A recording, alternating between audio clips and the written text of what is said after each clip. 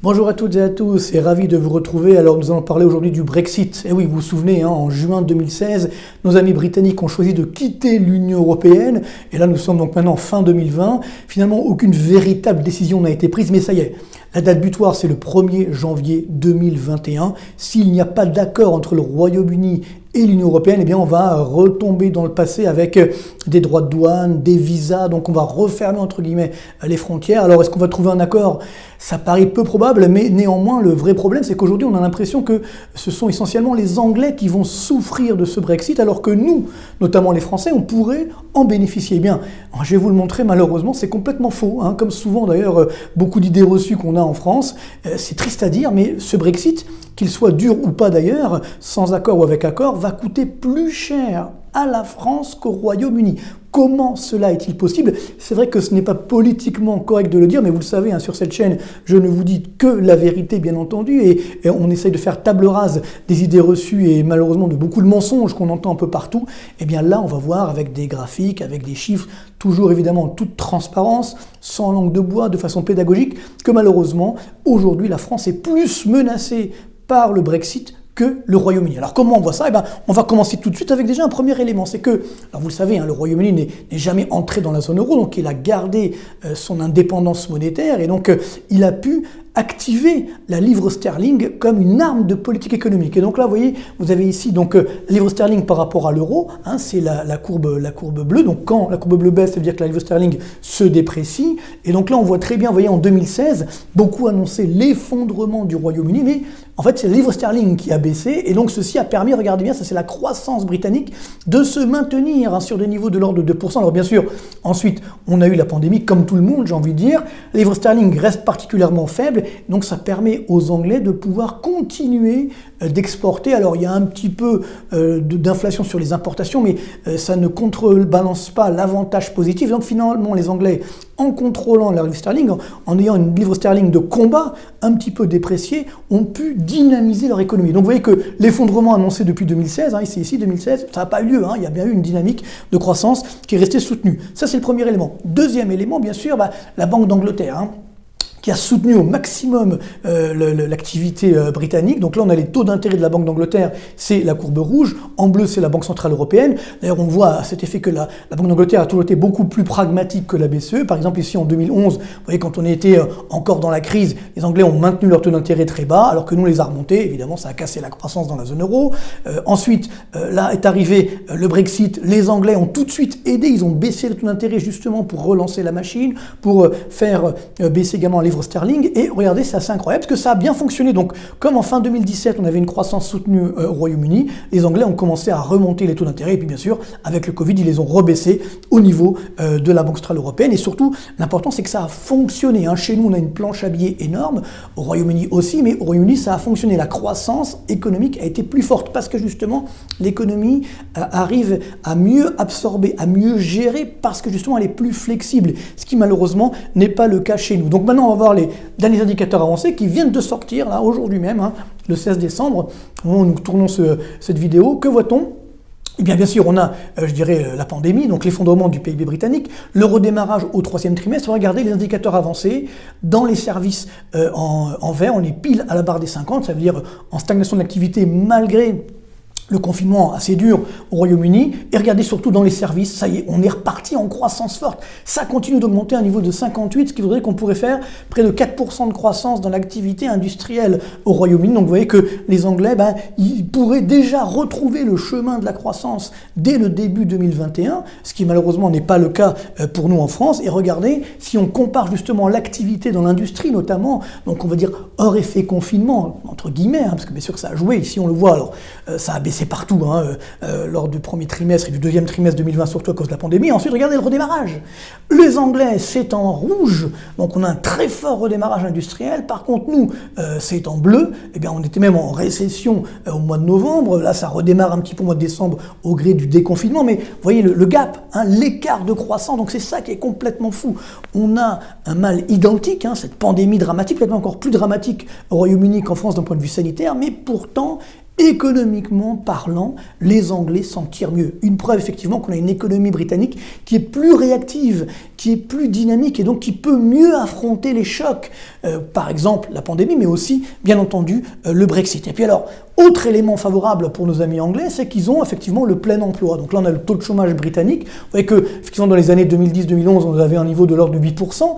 Ensuite, le taux, évidemment, a fortement baissé. Vous voyez, on est tombé vers les 3,5%.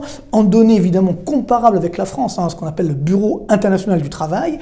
Et ensuite, ça redémarre un petit peu, évidemment, le chômage augmente avec la pandémie, mais on voit qu'on est sur un taux de chômage encore inférieur à 5%, alors que chez nous on dit plutôt à 9 voire 10%. C'est là effectivement, encore une fois, qu'on voit la différence de réaction de l'économie britannique et de l'économie française. Donc ce qui veut dire que même en cas de Brexit dur, eh bien les Anglais, comme ils ont un taux de chômage de plein emploi, ça leur permettra de mieux résister à la crise. Donc là je vous ai mis évidemment un petit comparatif international. Donc nous avons ici en bleu la zone euro, en rouge la France, vous voyez qu'on est autour des 9% de taux de chômage, et au Royaume-Uni, alors en Angleterre, au Royaume-Uni, en Allemagne, vous voyez, on est entre 4 et 5%, 4,5 et 5%, c'est pour le même niveau, c'est vrai. Et quand on voit l'écart entre la France et la zone euro d'un côté et puis le Royaume-Uni de l'autre, on se rend bien compte que là aussi, l'économie britannique est plus affermie, a plus de moyens, même pour sa population, de résister évidemment au Brexit. Alors maintenant, on va rentrer dans le dur, entre guillemets, savoir ce qui peut se passer d'un point de vue économique. Et là, attention, vous allez avoir des surprises. Encore une fois, ce sont des faits.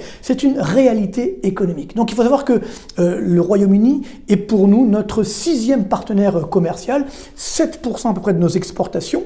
Donc c'est important, bien sûr, mais surtout, la France dégage un excédent commercial bilatéral avec le Royaume-Uni. Regardez bien, on a par exemple en 2019 12,6 milliards d'euros pour la France.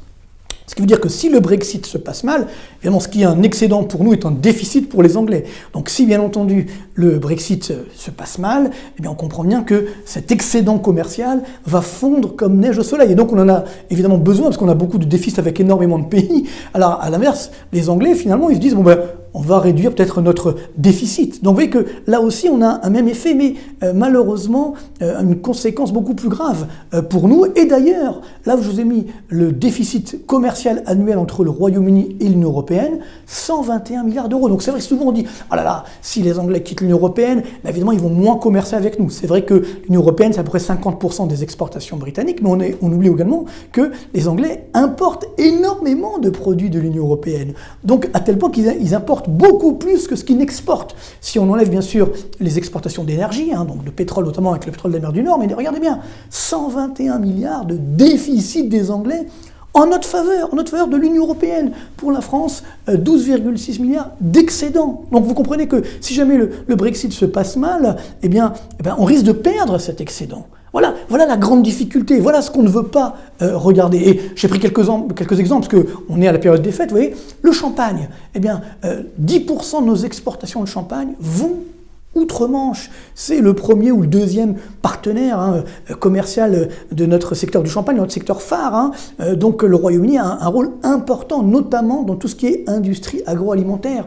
Donc si on ne trouve pas une solution, évidemment, ça va nous coûter cher encore plus que ce qui peut se passer pour nos amis anglais. Et puis, bien entendu, on pense à tous les Britanniques qui ont investi en France, bien sûr les particuliers, mais également les entreprises. Or, si demain il y a un hard Brexit, et déjà on l'a vu que la baisse de livre sterling a renchéri le coût des acquisitions des Anglais en France, eux aussi vont limiter leurs investissements chez nous. Donc là aussi, ça peut être extrêmement dangereux. En fait, pour faire simple, je vous ai fait un calcul de voir l'impact. Avant le Brexit dur ou pas dur, on verra le 1er janvier 2021, mais néanmoins, nous avons à peu près enlevé 0,7 points de croissance entre 2017 et 2019. Donc on a eu 0,7 points de croissance en moins à peu près à cause justement de la dépression de la livre sterling, de tous ces problèmes commerciaux. Donc si on avait 4% de croissance, on pourrait dire bon 0,7 points, c'est pas grave. Mais évidemment, comme on n'a pas 4%, on est plutôt 0,9 points d'un point de vue structurel. 0,7 points, ça se voit très vite. Et alors, j'ai fait un autre calcul en cas de hard Brexit, ça veut dire que justement on remet les droits de douane, on remet les visas, etc. Alors là, ça va nous coûter, tant aux Anglais qu'à nous, ça va enlever 1 point de croissance. Donc maintenant, c'est là que tout l'enjeu est déterminant. C'est que 1 point de croissance, c'est le même poids finalement pour les Anglais. Pour nous, ça enlève donc de l'activité, mais attention, il faut comparer ce point de croissance par rapport à ce qu'on appelle la croissance structurelle de nos économies. Ça veut dire la croissance qui s'obtient lors d'un fonctionnement normal de l'économie. Et c'est là que le bas blesse. Parce qu'au Royaume-Uni, on a une croissance structurelle de 2,3 points, alors que chez nous, on a une croissance structurelle d'environ 0,9% par an. Donc si vous enlevez 1 point sur 2,3 points, il reste encore 1,3 points. Par contre, si vous enlevez 1 sur 0,9, ce qui est le cas de chez nous, là, on retombe en récession. Donc c'est là où c'est complètement fou, mais le coût relatif du Brexit, a fortiori s'il est dur, sera plus élevé pour nous les Français que pour les Anglais.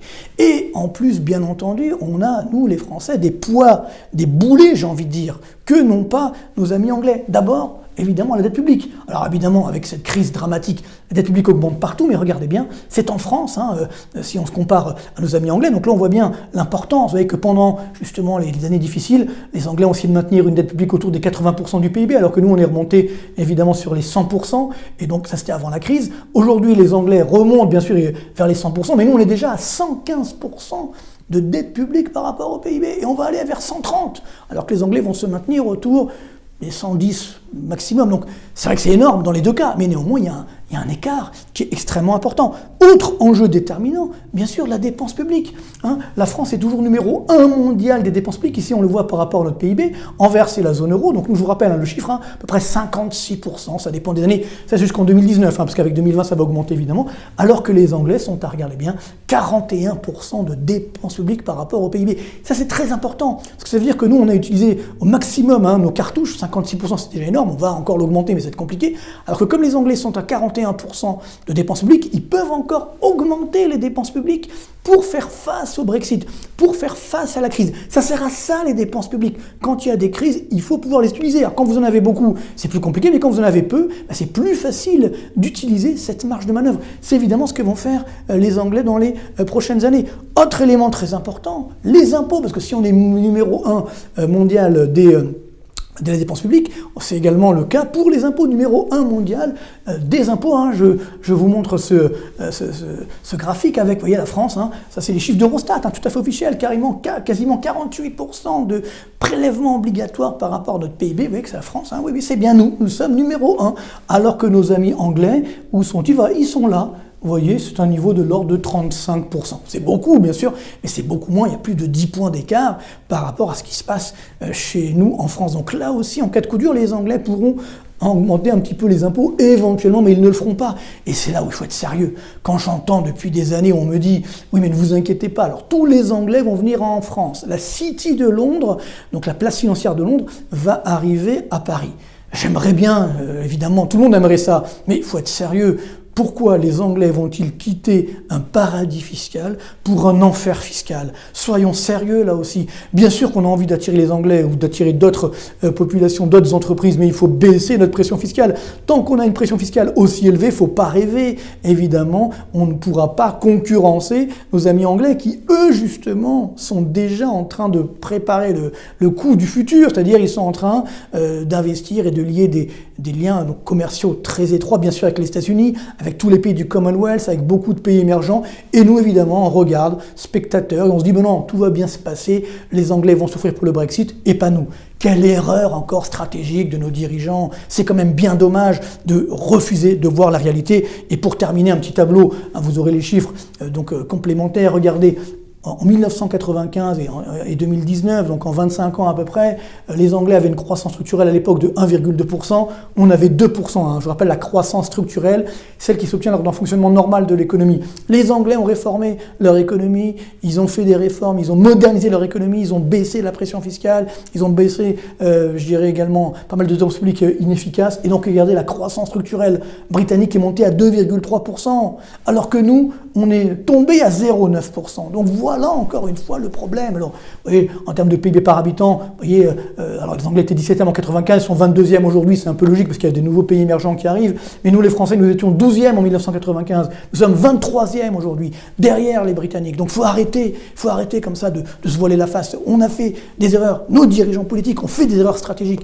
il faut maintenant les modifier. Pareil sur le taux de chômage, vous voyez, 3,7 aux États-Unis, au Royaume-Uni, 8,5% chez nous. Je repasse sur les dépenses publiques ou sur la dette publique. Voilà, ça c'était avant le Covid. Maintenant, avec le Covid, c'est encore pire. Donc tout ça pour dire que c'est triste à dire, mais regardons la réalité en face. Un Brexit sans accord va nous coûter cher. Je vous l'ai dit tout à l'heure, 1 point de croissance en moins.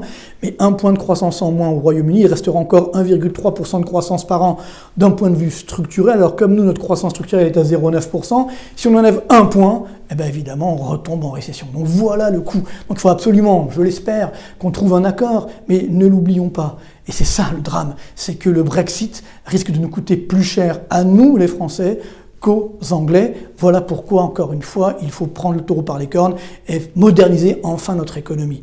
C'est bientôt les fêtes, donc espérons qu'on y arrivera. L'espoir fait vivre, mais c'est vrai que c'est quand même très triste d'entendre aujourd'hui tous ces mensonges sur ce Brexit qui va coûter très cher, bien entendu, à tout le monde, mais le coût relatif sera plus élevé pour nous les Français par rapport aux Anglais. C'est quand même bien dommage. Merci beaucoup, bonne continuation quand même, et à très bientôt.